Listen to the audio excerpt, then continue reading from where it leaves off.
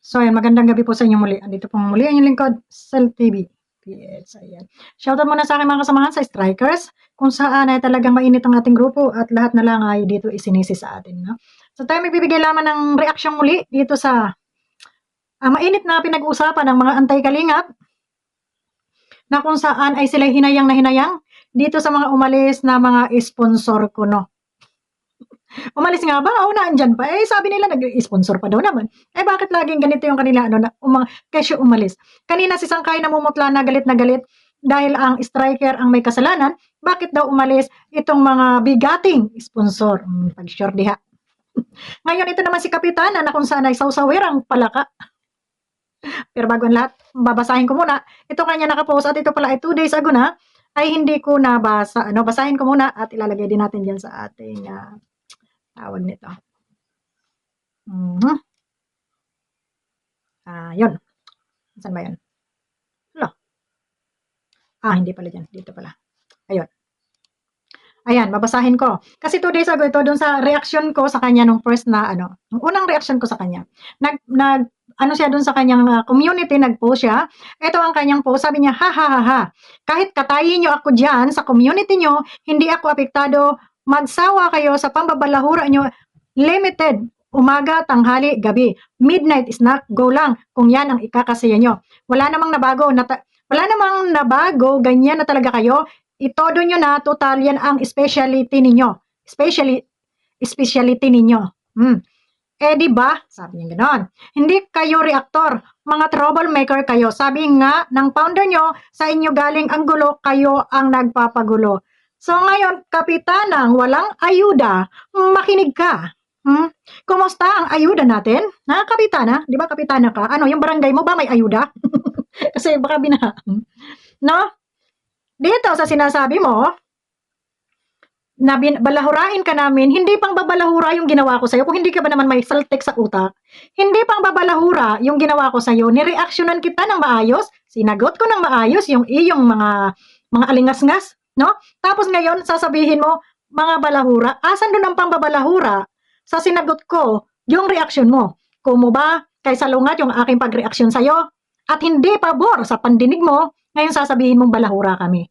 Ayaw mo palang mga balahura, pero bakit ka nakikicomment, nakikisawsaw dito sa loob ng Kalingap? Ano ang purpose mo? Para lang may views ka? Aba, wag naman masyadong garapalan, kapitana. Ikaw pa naman yata ay kapitana sa inyong barangay, isa kang kapitapitagan. Tapos ganito ang mga mamumutawi sa iyong mga labi. Na kami ay mga balahura na hindi ka naman binalahura at ikaw ay nireaksyonan lamang. Ganun na ba?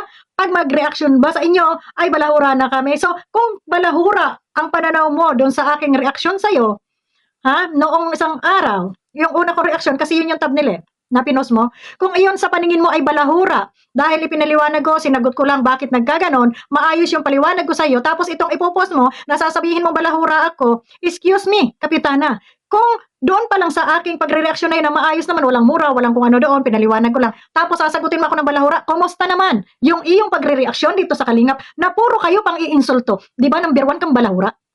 Dahil kung hindi ka number 1 balahura, hindi ka makikisaw-saw sa usapin ng may usapin. Gagawa ka ng sarili mong topic, sarili mong community, dahil nga isa ka ring balahura.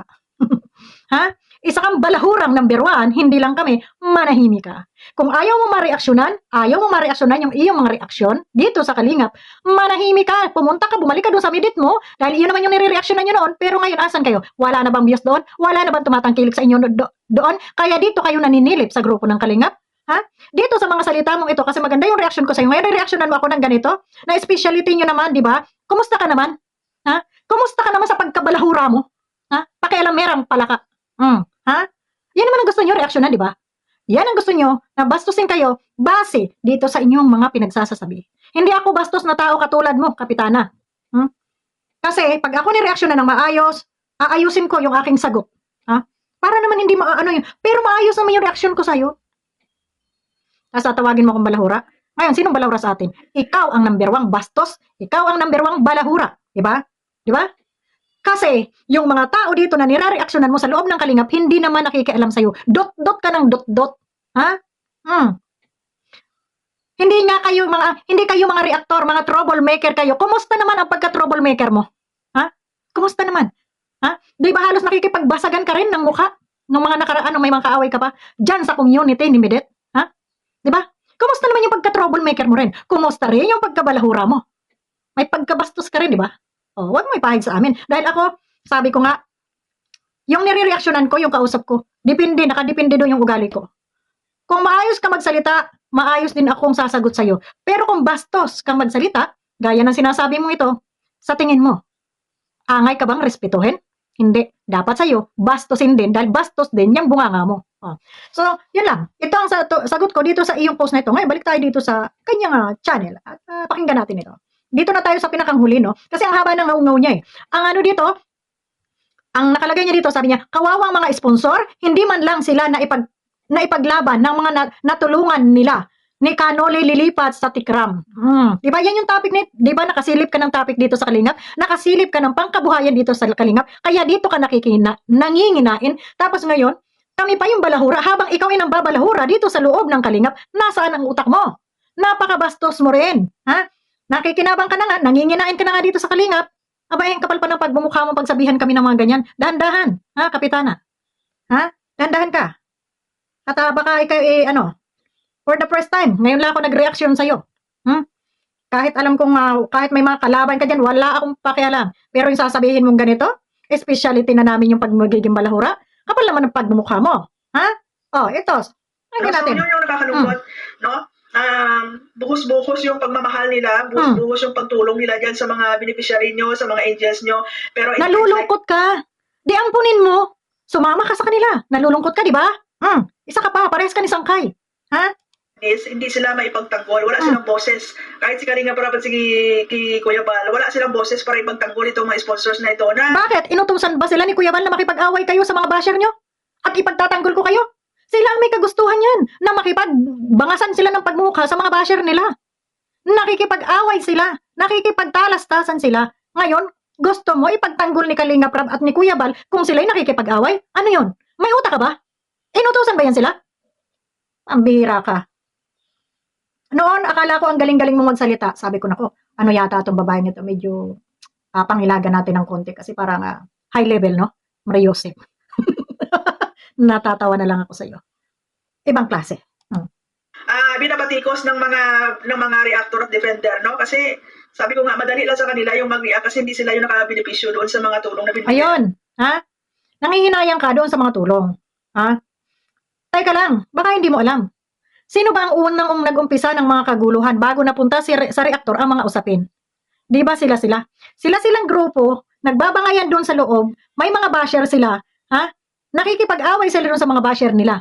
Bago man, tandaan mo, lagay mo dyan sa utak mo, bago man makapunta sa reaktor, yung mga usapin na yan, ha? Matagal na sila nagbabangayan dyan sa kanilang mga YouTube channel. Dahil may mga channel sila. Ha? Intindihin mo? Bago man yan nakapunta sa mga reaktor, sila na muna, yung mga basher nila, ang nakikipagbabag sa kanila, nakikipag-away sa kanila. Bago yan napunta sa mga reaktor. Dahil, ang nangyari, ang ginagawa nitong mga basher nila, dahil hindi naman kami nanonood sa kanila, ano bang alam namin sa mga kwento nila dyan? Ano bang alam namin sa kanilang mga pinagagagawa? Ay sila lang naman doon sa kanilang mga grupo. No? Bago man yan makarating sa amin, warsyak na sila doon sa loob. Kami, kung ano itapon sa amin at kung ano yung marinig sa namin, yun na lang ang aming nire-reaksyonan, gaya na lang ng pag-connected doon sa kanilang away, yung mga beneficiary. Sana maintindihan mo yan. Kala ko pa naman, tingin ko pa naman matalino ka, pero parang wala rin eh. No? Dahil ngal-ngal ka lang nangal-ngal, hindi mo muna inaalam. No? Ngayon nanghihinayang ka. Ipagtatanggol.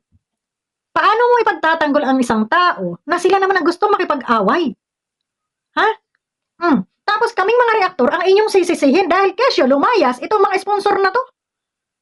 Okay lang kayo? Aba? Mga sponsors, di ba? Pero kung ikaw, nakatanggap ka ng tulong, kahit paano, di ba? Nakikita mo itong tao na to nakatulong sa akin to at wala namang ginawang masama to, ipagtatanggol ko to, ipaglalaban ko to. Pero kung hindi ka naman natulungan yan, madali lang magsalita, guys, no, na against sa kanila. So, yun lang, no? So, doon kay Kanoli, choice naman nila yan kung saan sila sumuporta kasi wala naman pwedeng bumigil sa kanila. No? Ngayon, kung naglabas mo siya sa loobin niya, well, di ba natural lang yun? Kasi naging party siya ng community na yan eh. Marami siyang naobserbahan yan, marami siyang nakikita dyan. So, kung meron siyang mga disappointment yan, wala namang masama na ilabas niya, di ba? Ayun. Ano ba yung pinasok nitong sponsor mo? Dito sa Kalingap? Ano ba yung pinasok nila? Di ba pag-i-sponsor? Pag-i-sponsor ang kanyang pinasok dito, hindi pagiging reaktor. Ha? Dahil sana, naisip mo rin yan.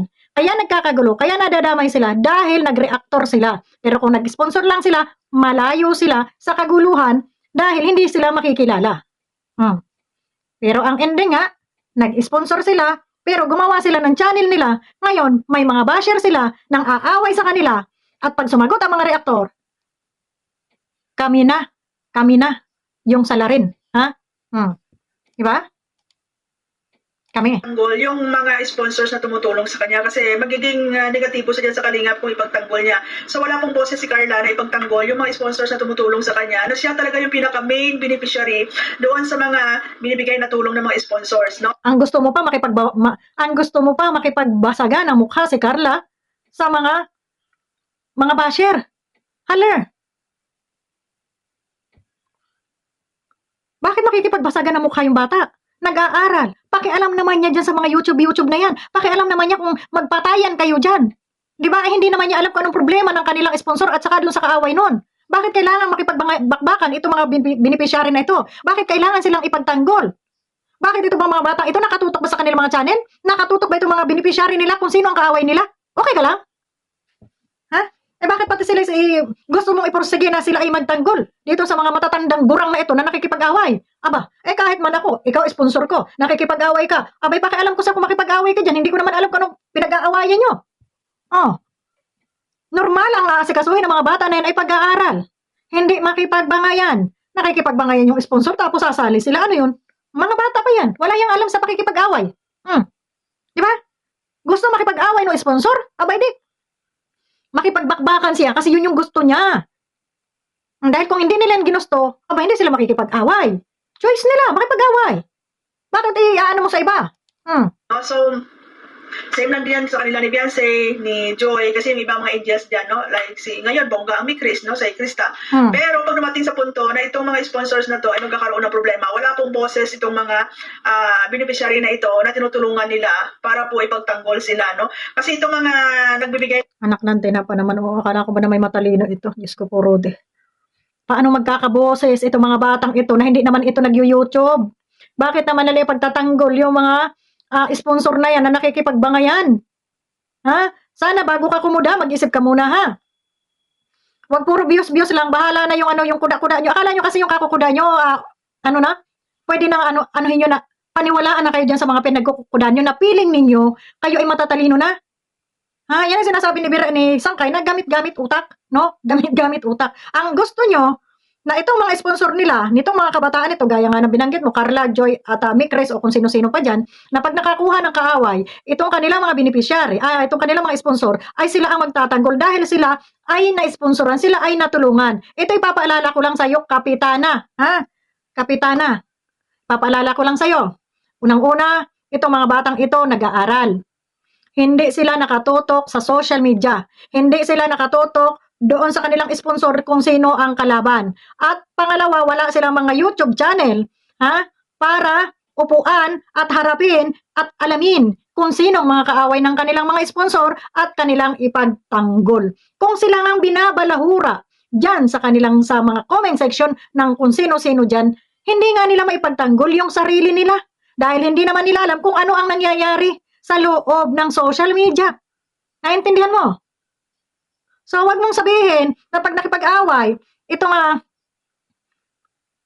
ng Mikres, ay pagtanggol din ng Mikres. Ni Mikayo, ni Mikoy. Sino ba itong mga ito?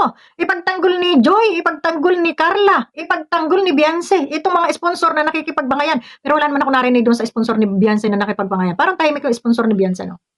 Tahimik din naman yung sponsor, mga ibang sponsor nila ng Jomcar. Ang maligalig lang naman itong sponsor na itong Joynatics na to. Oo, at saka itong kay Yang Min na to, ito lang naman mga itong magugulo.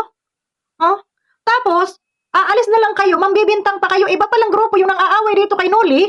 Kanuli ba yan? Iba palang grupo yan. Mga dati pala nilang kaaway, tapos bakit sa amin nyo binibintang?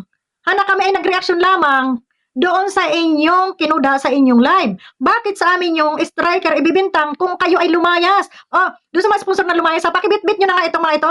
Itong si Kapitana, At hinayang na hinayang sa inyo. Itong si Sangkay, pakibitbit nyo na, dalhin nyo na kung saan grupo kayo lilipat. At yung mga naitulong ninyo, hindi naman huyan kinakalimutan, na-appreciate yan. Pero kusa yung kagustuhan na kayo ay makipag-away. No? So, hindi na namin kasalanan yan. Huwag niyong isisi po sa amin kung kayo ay makipagbakbakan diyan at kung kayo ay lalayas, huwag niyong isisi sa amin. Yun lamang, maraming salamat sa inyo. God bless. Pakisama itong si Kapitana at pakisama itong si Sangkay kung kayo ay lalayas. Yun lang, bye-bye.